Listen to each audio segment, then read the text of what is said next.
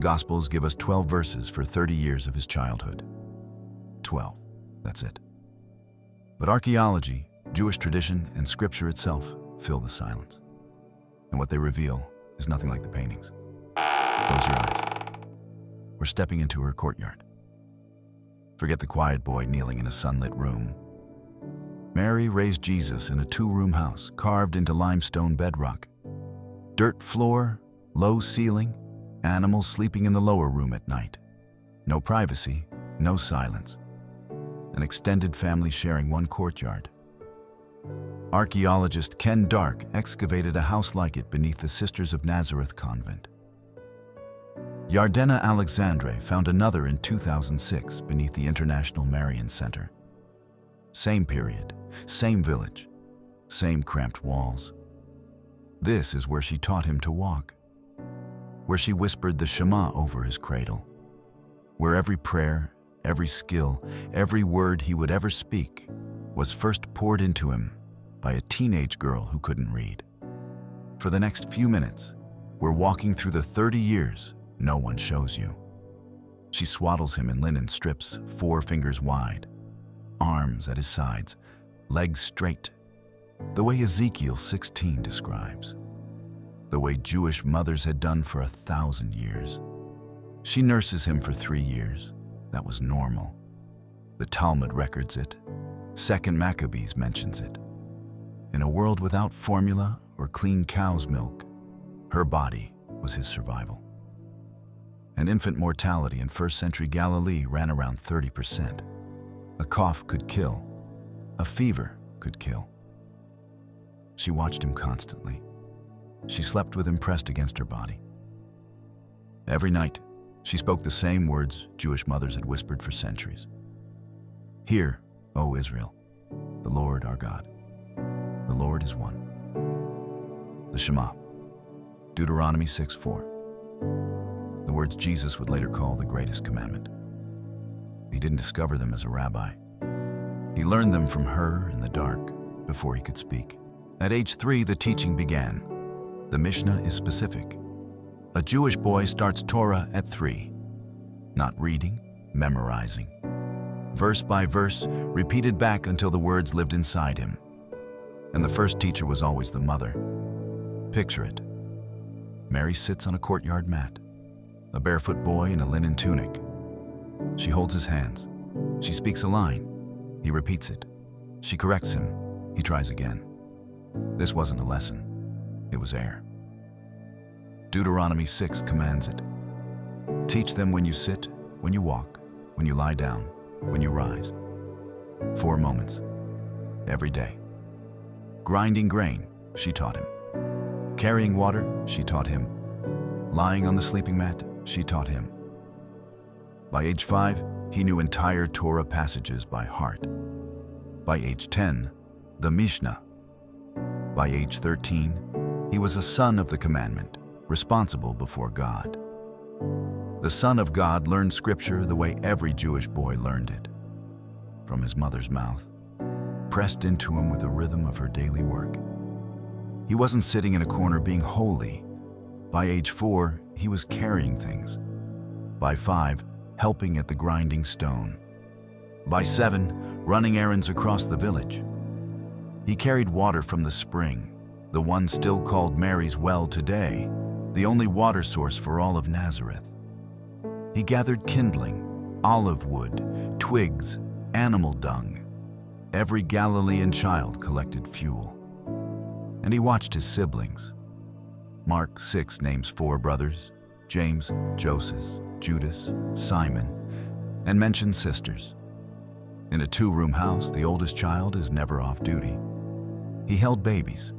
He kept toddlers away from the oven. He carried them on his hip when Mary's hands were full. By 12, he was carrying Joseph's tools. The hands that would one day break bread for 5,000 were first calloused by chisel and stone. This was the childhood of the Son of God. Chores, siblings, dust, sweat. Friday evening. The sun touches the western hills. Mary has been working since before dawn. The bread is pulled from the taboon oven, still warm. Lentils stew in a clay pot. The courtyard swept.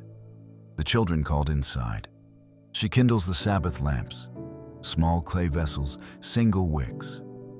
On Sabbath Eve, more than one. The warm light fills the room. The work stops. The world goes quiet. She speaks the blessing. Blessed are you, Lord our God, King of the universe, who has sanctified us with his commandments. Jesus watches her every Friday for 30 years.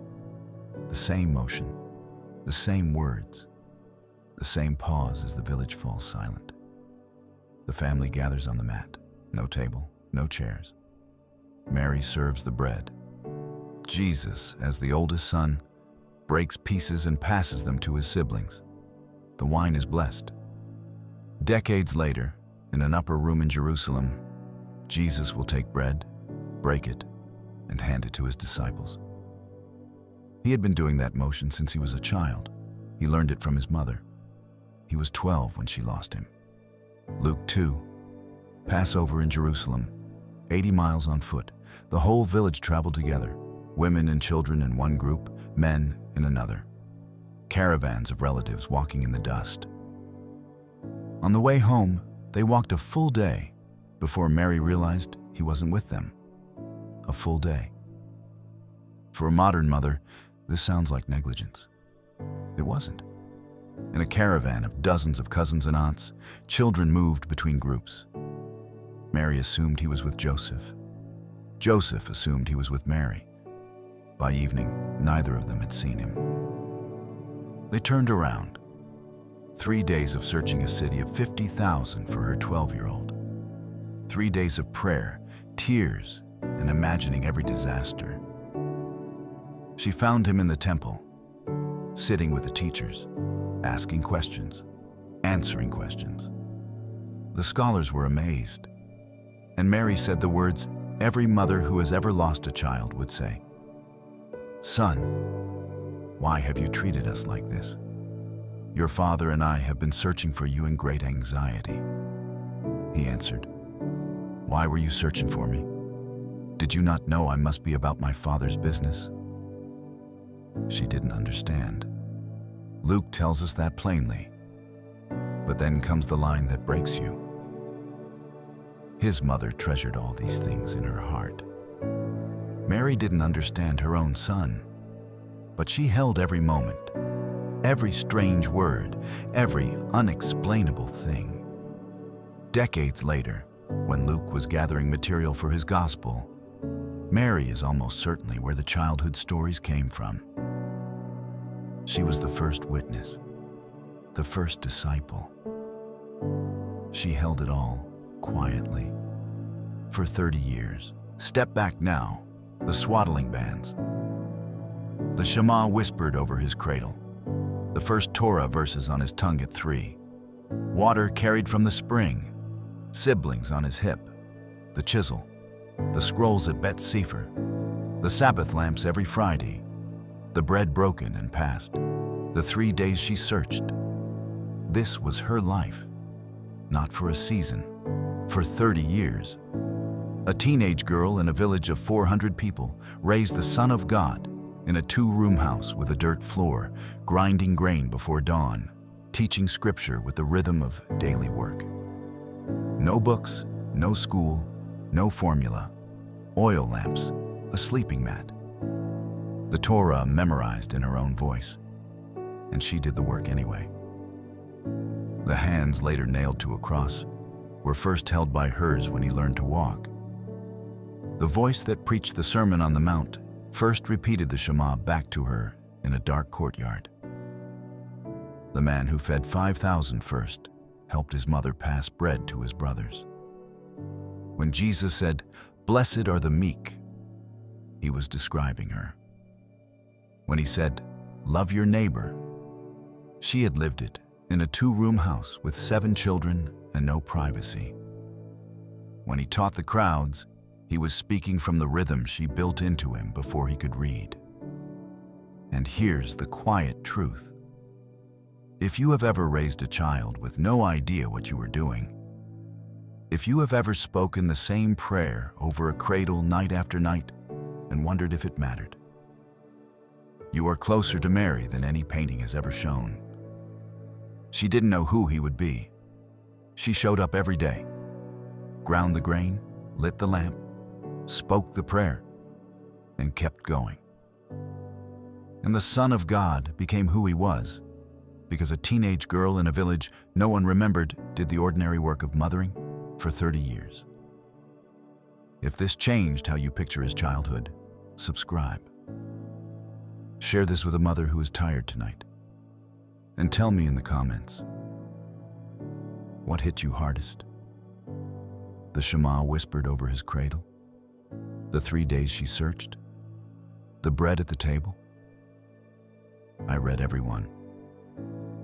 See you in the next.